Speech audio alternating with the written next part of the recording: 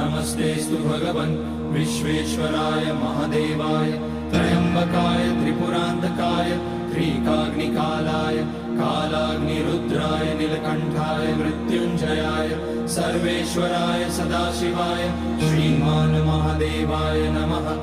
ॐ नमः शम्भवाय च मयोभवाय च नमः शङ्कराय च मयस्कराय च नमः शिवाय च शिवतराय च।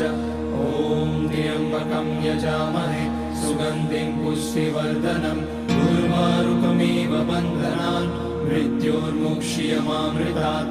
नागेन्द्रहाराय त्रिलोचनाय